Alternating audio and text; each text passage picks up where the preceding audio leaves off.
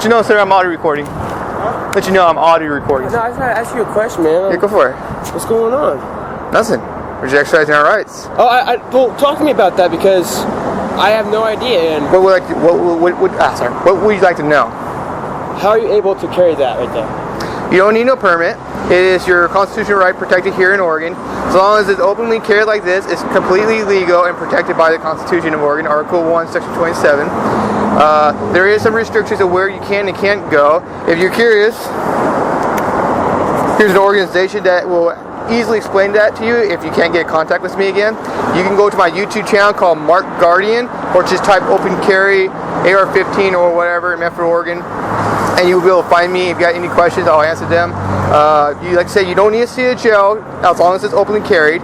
You can't go into a public building like this, which is government controlled, unless you have a seat of jail. Then you're protected by the law here in Oregon. And there are cities and counties that have banned the possession of a loaded firearm, but this county and the cities in it do not have such. They still respect your right. Unless you have a seat of jail, then you are exempt from that ban. So I'll let you know, if you do carry around here, you do have nothing to worry about, but you have to be aware of the laws that get placed just in case. If you have a seat of jail, you are exempt. And still, under Article 1, Section 9, you are protected against unreasonable search and siege of your person, houses, papers, and effects. So that means that if there is such a ban that bans the possession of a loaded magazine, they can't check it anyways unless they have reasonable suspicion of a crime based on specific and articulable facts. There's a lot of things to know. So you just want to do this to show people that it is allowed, or? Yeah, just out here answer people's questions, hand out flyers if they want to be more aware about their rights and protect themselves. There's also, he will even answer you about the self-defense laws, so you protect yourself in case. I thought there was no self-defense laws in Oregon, though. There is. Okay. When a person is committing a felony or is attacking you with an object or more than 2 or 3 people, it depends on the circumstances. You can use physical force on your property when the person is not, going into your house. Yeah. So when you're on your property, you can use any type of physical force. Example, pepper spray, which I have on my person. You can just spray the shit out of them if you want to, get them out of your property. And if you consider to burglarize your place, you can use lethal force. And you can protect your person with lethal force if the person is committing a felony or committing like a rape or something like that. So, do you feel like our rights are being taken away? Yes. What do you think in the next few years what's going to happen? I don't know. By state-wise, we're really in the between. Right now we've got 50-50 in the House and the Senate, and we're struggling real hard to keep what we have right now. Federal, oh gosh, I don't know, man. We're gonna see some harsh shit. They were trying to take away our semis, like this AR-15 behind my back. Yeah. They were about to take that away, and they were going to ban magazines of more than 10 rounds. My magazine's 30 rounds. I don't know how they can do that. And there's a lot of shit they're trying to do, like background checks right now, which we already have in place for buying from retail FFL holders, but they're trying to ban which they call a loophole, but it's not really a loophole to me. It's a liberty thing, where you can give your firearm to your children if you want to without background checks and blah blah blah. This is actually very cool what you're doing, man. Just walking around like that. Yeah, well, just be careful. Medford does have a issue. They're the only police department here in Oregon, here in Jackson County, that will stop you and they will demand an ID, which they have no authority to begin with because there's no stop and ID law here in Oregon. A lot of people think there is, but there's not. So if a cop is pulling me over, yep. And they pull you over? Well, not okay. I'm walking. Okay, walking. Okay. And they stop me. I could keep on walking, correct?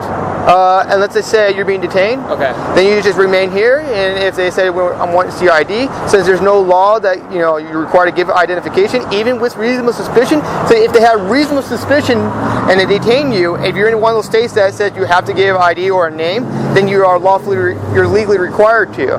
Here in Oregon, you do not have such a law. They still respect your right to be secure in your person, houses, papers, and effects.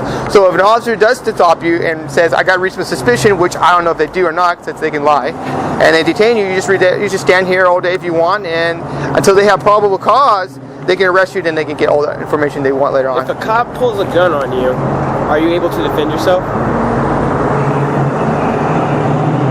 Technically, yes, but it would not be the smartest thing to do, especially in the situation where police are nobles. Yeah. So it's best to capture it on video, and an officer draw it on you. It had no legal jurisdiction and justification certification to do so, you can take that civil court. Okay. So that's the best thing I would do.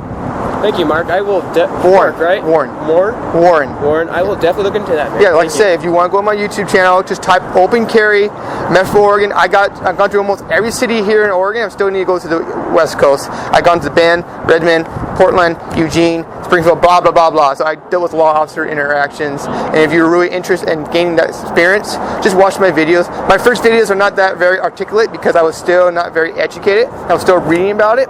So I'm a little bit, what's the word? Unqualified or? No, it's just not quite articulate with the laws I remembered. And where did you find out about these laws, federal and stuff like that? Oh God, man, it takes a long time. A long time.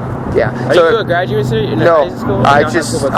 No, I have never went to college. I actually was homeschooled and learned a lot of things when I was homeschooled. So I learned the laws here in Oregon, revised statutes, federal codes. Oh man, federal code is the worst. I'll let you know. We got an officer right here. Let you know, sir. I'm already recording. So I'm gonna put this on right here. You should shave your head, man. Huh? Why don't you shave your head? I always have my head shaved. Last time I talked to you, you had it was long. Long? Yeah. Are you talking about? No, I'm just talking about someone else.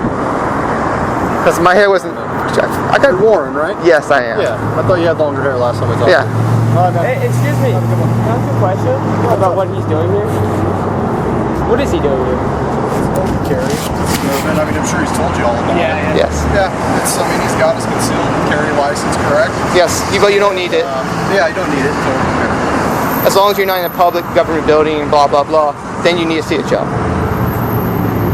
he generates about 5 calls for service a day for us.